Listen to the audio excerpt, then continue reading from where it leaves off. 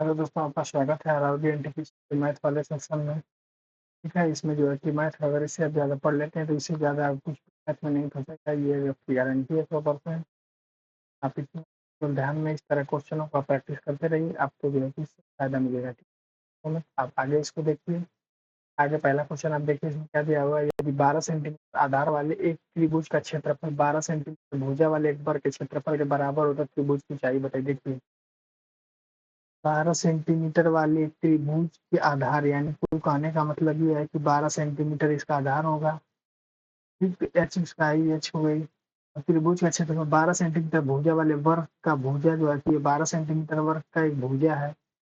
12 ये भी होगा, 12 ये भी होगा, 12 ये भी होगा। यानी इसका एरिया और इसका एरिया क्या आपस में बराबर है। ऊंचाई पूछ रहा है। ठीक, तो इसका एरिया का फार्मूला क्या होता है, 1/2 आधार गुणे ऊंचाई होता है। और इसका एरिया फार्मूला क्या होता है, भुजा का स्क्वायर होता है। ठीक, तो अब ये समझ में आ गया आपको। तो अगला इसमें आप क्या लिखेंगे, 1/2।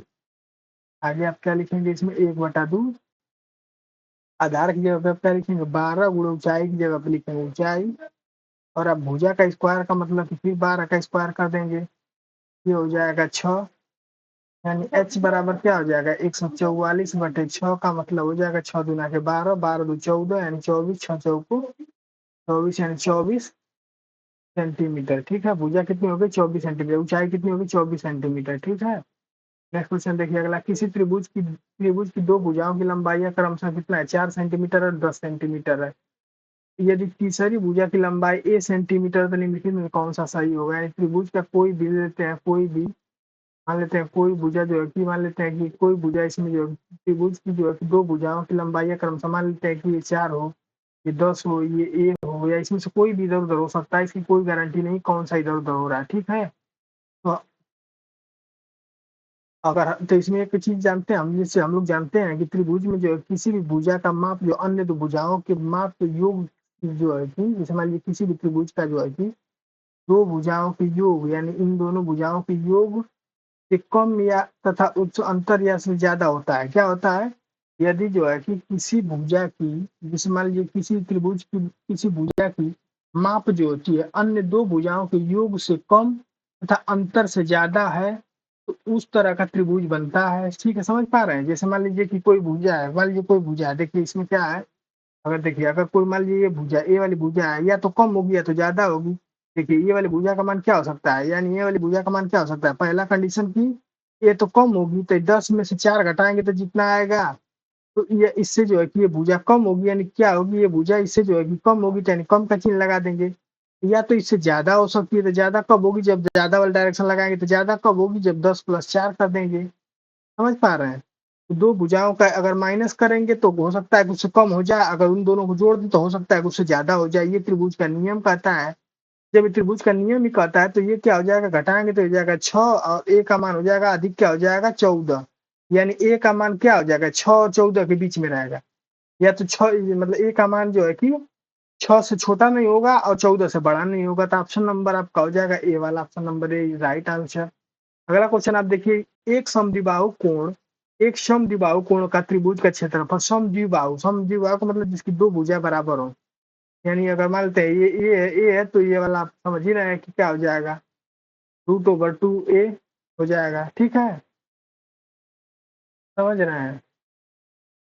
तो इस हिसाब से मतलब ये चीजें हैं। तो देखिए ये बात तो क्या दिया हुआ है, एक समकोण त्रिभुज का जो क्षेत्रफल कितना दिया हुआ है, एक समद्विबाहु समकोण त्रिभुज का क्षेत्रफल 81 सेंटीमीटर स्क्वायर दिया हुआ है। तो इसके कर्णों की लंबाई बताई, तो कर्ण की लंबाई a√2 हो जाएगा। तो इसका क्षेत्रफल बता सकते हैं, किसी भी त्रिभुज का क्षेत्रफल क्या होता है, एरिया 1/2 आधार इंटू ऊंचाई। ठीक, तो आप जानते हैं कि 1/2 हो गया, आधार क्या हो गया आपका, ए ही आधार है और ए ही ऊंचाई है। आइए एरिया कितना दिया हुआ, 81 दिया हुआ है। अगर 81 गुणे 2 कर देंगे आप तो कितना हो जाएगा आपका, 81 गुणे 2 कर देंगे तब कितना हो जाएगा, 81 गुणे 2 कर देंगे, क्योंकि 2 इधर शिफ्ट हो जाएगा। या अभी इसको हटा दीजिए, अभी इस तरह नहीं समझ में आ रहा है तो आप 81 गुणे 2 मत करिए, आप ऐसे करिए। अगला इसमें आगे क्या करेंगे आप लिखेंगे ए स्क्वायर बराबर 81 गुणे 2 लिख देंगे। ए बराबर √ओवर 81 गुणे 2 कर देंगे। 81 का तो 9 गुणे 9 होता है, 9 81 तो बाहर आ जाएगा, तो ए बराबर 9 √2 बच जाएगा। अब आपसे क्या पूछ रहा है, तो कर्ण की लंबाई पूछ रहा है, तो कर्ण की लंबाई आप यहाँ देख रहे हैं, क्या दिखाए हम आपको, a√2 दिखाए हैं। तो जब आप a√2 की वैल्यू क्या लिखेंगे, 9 एक ही जगह पे क्या लिख देंगे, यहाँ पे 9√2 लिख देंगे, एक ही जगह पे क्या लिखेंगे यहाँ पे 9√2 लिख देंगे। तो 9√2 इंटू √2 यानी कुल मिला के अगर दो बार रूट का गुणा होता है यानी हो जाएगा 2, 9 गुणे 2 बराबर 18, 18 सेंटीमीटर, ऑप्शन नंबर ए। अगला क्वेश्चन आप देखिए, एक त्रिभुज की भुजाएं जो है धन पूर्णांक है, यदि दो भुजाओं के माप 6 सेंटीमीटर 3 सेंटीमीटर, तो ऐसे विशिष्ट त्रिभुजों की संभावित संख्या बताना है। ऐसे विशिष्ट त्रिभुजों की संभावित संख्या बताना है, ठीक है। ऐसे विशिष्ट त्रिभुजों की संभावित संख्या बताना है, ठीक। उसमें जो है आप क्या करेंगे,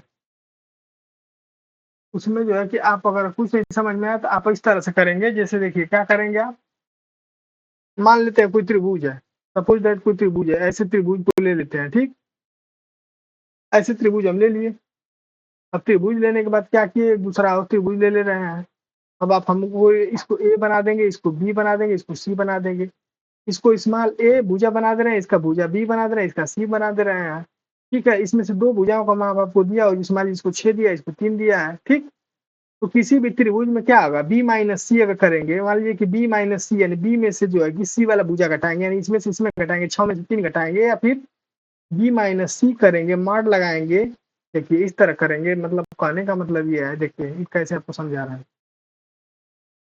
देखिए हम इसको लिख रहे हैं, किसी त्रिभुज में क्या होता है, बी माइनस सी मॉड में हो जाएगा, यानी पॉजिटिव होना चाहिए, लेस देन ए, या फिर अभी इसके पहले पढ़े थे हम बी प्लस सी, यानी दो भुजाओं का योग और दो भुजाओं का अंतर क्या होता है, कम होगा या तो ज्यादा होगा एक भुजा से, ठीक।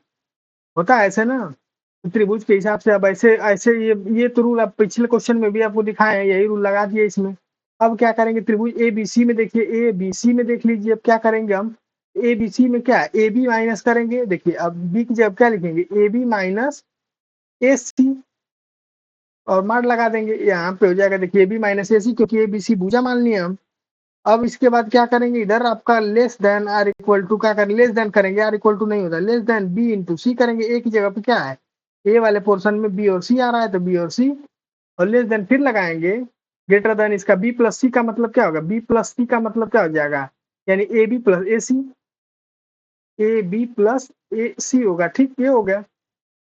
अब क्या होगा, आप आगे देखिए, अब इसमें क्या हो जाएगा, तो इसमें क्या रखेंगे, 6 में से 6 और 3 रखेंगे, देखिए अगला क्या रखेंगे, 6 माइनस 3 रखेंगे एक साथ मार्ड में, फिर लेस देन बी सी रखेंगे, और आपका इसमें रखेंगे 6 प्लस 3 रखेंगे, यानी कहने का मतलब ये हो जाएगा आपका 3 बी सी, और आपका हो जाएगा, ये आपको बराबर नहीं होगा, यहाँ पे बराबर ये गलती से लग गया, ये बराबर नहीं होगा, और ये आपका हो जाएगा कितना, 9 हो जाएगा। कहने का मतलब क्या हो गया, 6 से 9 के बीच में संख्याएं कितनी है, मान लीजिए अगर 6 से, तो बीसी एक धन पूर्णांक है, तो बीसी के संभवतः मान क्या हो सकते हैं, देखिए 3 और 9 तो हो ही गया, 3 के बाद क्या क्या हो सकते हैं, 4 हो जाएगा, 5 हो जाएगा, 6 हो जाएगा, 7 हो जाएगा, और 8 हो जाएगा। तो ये कितने इसके मान हो गए बीसी के, देखिए 1 2 3 4 5, यानी कुल मिला के टोटल कितने मान आ गए, 5 मान आ गए। तो ये बी और सी के बीच की जो दूरी है, इसमें 5 मान एग्जिस्ट कर सकते हैं, ऑप्शन नंबर डी हो जाएगा। समझ में आया कैसे शुरू किए इसको, पहले त्रिभुज का रूल लगाया, फिर उसके बीच में जो संख्या आई उन दोनों के बीच का गैप देखे, जितना हो सकता है उसमें कम ज्यादा ये हो सकते हैं, ठीक है। अगला क्वेश्चन आप देखिए, एक त्रिभुज जो है ए बी सी का क्षेत्रफल 39 सेंटीमीटर स्क्वायर दिया हुआ है, बी सी पर दो बिंदुओं डी और ई इस प्रकार है कि बी बराबर ई सी है, तो त्रिभुज का क्षेत्रफल ए डी सी का मान बताइए। दे पहले त्रिभुज बना लीजिए, त्रिभुज बनाइए, पहले ए बी सी बना लीजिए, ए बी और सी। अब आपको दिया है कि इस तरह से डिवाइड करना है ताकि बी और ई को, ताकि ये बराबर आपस में तीनों हो जाए। तो यहाँ से अगर हम ए से कोई लाइन खींच के देखिए, इस पे ला रहे हैं, और एक लाइन यहाँ पे खींच के ला रहे हैं, देखिए ये हो गया आपका डी हो गया, ये हो गया आपका ई हो गया, ठीक। और ये दोनों क्या आपस में, ये और ये आपस में बराबर है, ये तीनों तीनों आपस में क्या बराबर है, क्योंकि देखिए बी डी बराबर डी बराबर क्या दिया, ई सी दिया, तीनों आपस में बराबर दिया है ना। तो आप क्या करेंगे, तो इसलिए अगर आप लगाएंगे ट्रायंगल ए बी सी का क्षेत्रफल जो है, ए बी सी डी का क्षेत्रफल मान लेते हैं कि 3 यूनिट है, ठीक। क्योंकि हम मान लेते हैं कि 3 यूनिट है, अब हम जानते नहीं, पहले मान लेंगे 3 यूनिट है, ठीक।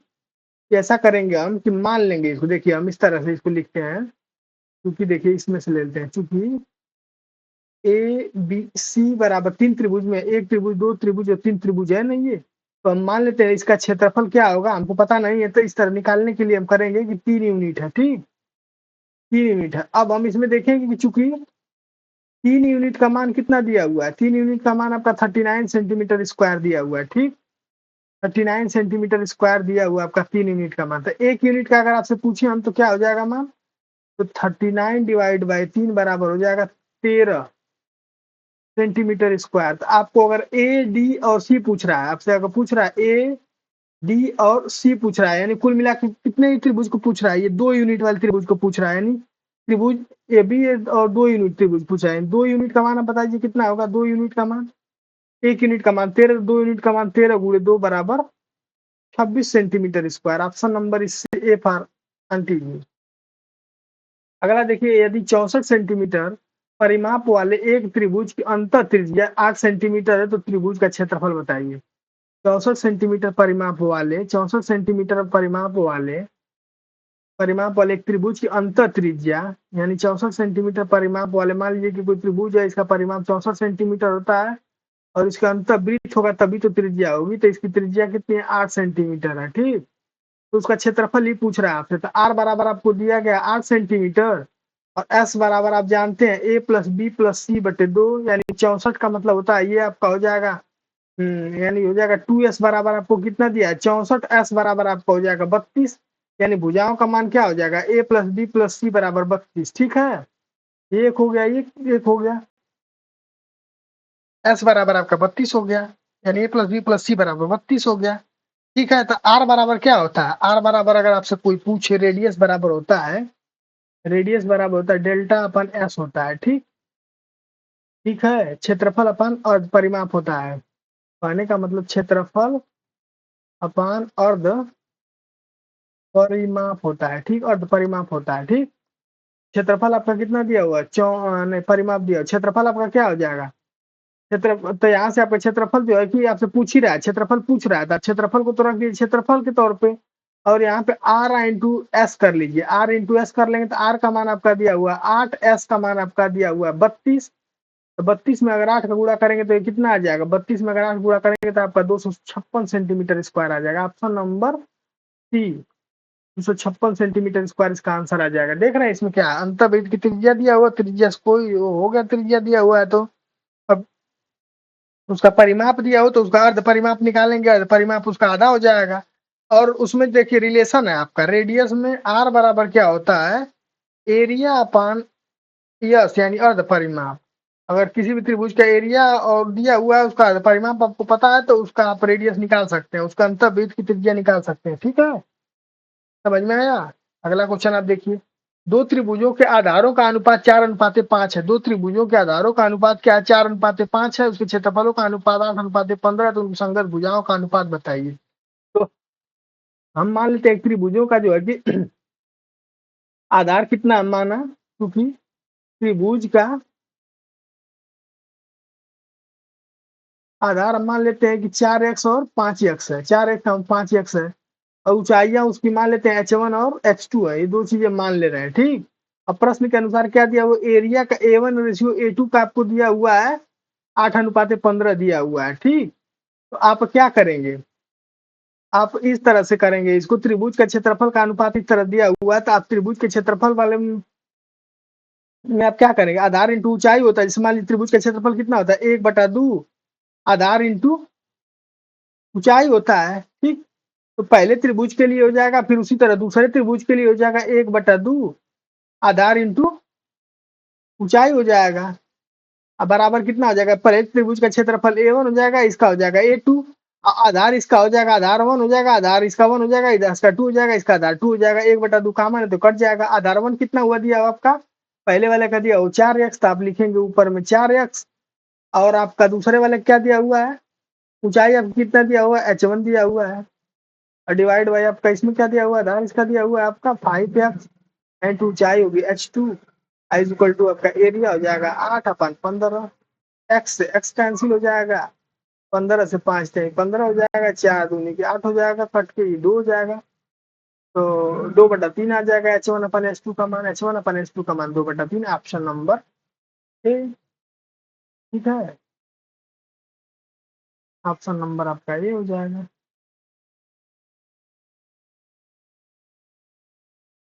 इसी के साथ thank you so much, thanks. आज चैंपियन बने रहने के धन्यवाद। हमारे चैनल को सब्सक्राइब करें, लाइक करें, दोस्तों के साथ शेयर करें। थैंक यू सो मच, धन्यवाद।